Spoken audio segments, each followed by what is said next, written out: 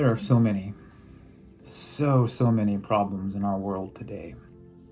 It's easy to sort of seize up, to fall into a existential paralysis in the face of it all. Last year I was having a conversation with my stepdad, and he was doing what pretty much all stepdads are prone to do, pretty much all fathers are prone to do. He was reminding me of how much the world has changed throughout the course of his lifetime, and not particularly for the better. Back in my day, he said, pretty much the only people you had to worry about were the people in your own backyard and the people in your town, your family, right? We weren't also connected to each other and to everything back then. But these days, he said, if a tragedy happens on the other side of the globe, you can pretty much read about it instantly in the news or see it on TV instantly. You can watch a video of the calamity happening online, and you can see all of your friends discussing and fighting about it and politicizing about the incident instantly. And as a result, he said, so many of us live in a state of perpetual anxiety because we're confronted with all of the world's problems, but we can't do much, if anything, to fix these things that we are confronted with. But we also know that we can't really look away from it. We can't look away from human suffering and all of this calamity because it'll make us less human. My friends, these days we are inundated with so much information that it's really hard to sift through it all and to figure out how to just let ourselves be and let ourselves live without taking on the weight of the world, right? And to be sure, there are many of us who are activists in our own ways. We go to protests and we volunteer in soup kitchens and shelters, and we get engaged in our local political scenes to try to make our little corner of the world at least a little bit better. But it never seems like it's enough. Does it? It doesn't for me, at least. For me, the more engaged I become, the more I begin to realize how massive the problems really are and how little I can actually do to make a difference, right? Ancient Christians, they used to believe that the demons tempted people in one of two ways, always. Either into pride or into despair. Now, whether or not you believe in literal demons or not, that's beside the point. The point is that falling into pride or falling into despair, these are the biggest spiritual battles that we face, even still today, spiritually. We either succumb to pride, thinking that we are the ones who are going to fix all of the world's problems. We are the ones who have all of the answers. Or we fall into despair, feeling like we are totally incompetent to do anything whatsoever and that we have no answers. And oftentimes the one leads to the other.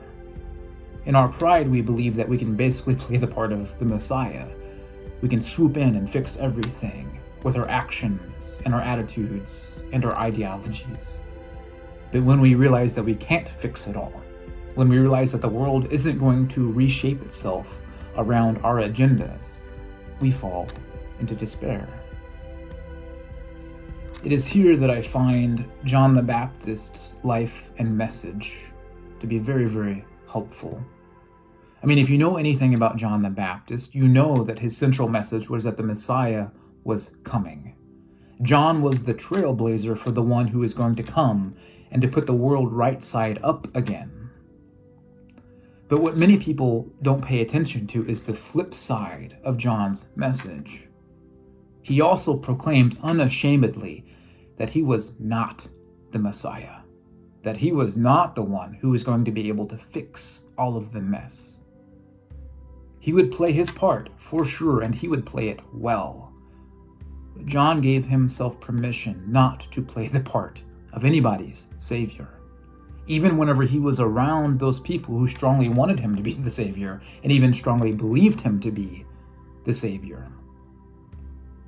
I must become less, he said, and Jesus must become more. He knew what his role was, but more importantly, he also knew what his role was not. He knew his limitations, and he responded accordingly. This line of thought, it's not a recipe for apathy. It's about learning the wisdom of one's limitations, the art of creating healthy boundaries for oneself and a healthy balance in life.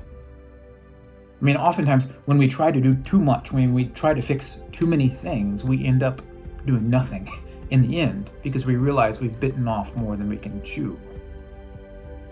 But on the other hand, when we know our limitations and we accept them, we learn how to do the little things in life very, very well. There is no glory in the little things, to be sure, and that's also part of the point. There's no glory in doing the little things.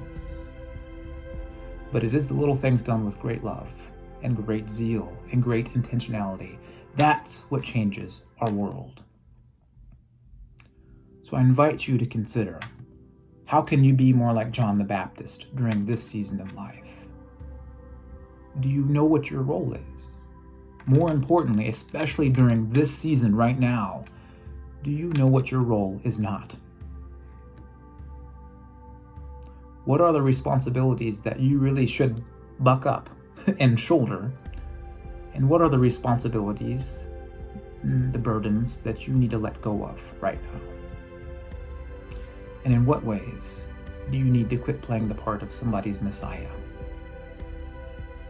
In what ways do you need to become less so that Jesus can become more in your life?